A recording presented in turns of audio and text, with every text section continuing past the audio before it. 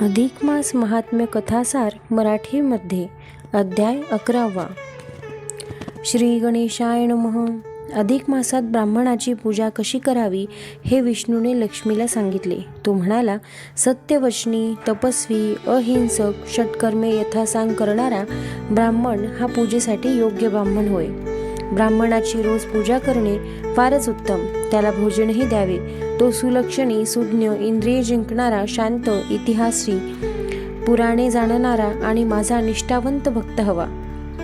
लोकांना पुराणे सांगणारा ब्राह्मण मद्रूपच असतो. तसेच जेथे अधिक मासाची कथा चालते तेथे तुलसीसह मी आणि सर्व तीर्थ असतात. सत्य आणि तपाचरणी मनाने संतुष्ट, दान घेण्यास उपयुक्त नसणारा असा ब्राह्मण असावा.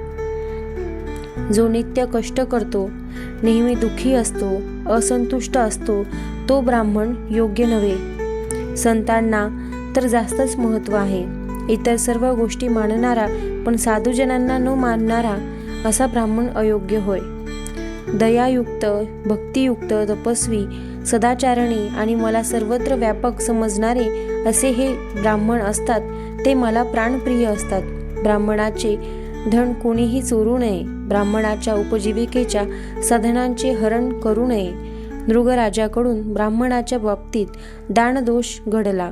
त्यामुळे त्याला विप्राच्या शापामुळे खोल कूपामध्ये सरडा होऊन पडावे लागले व कृष्णाच्या दर्शनाने त्याचा उद्धार झाला.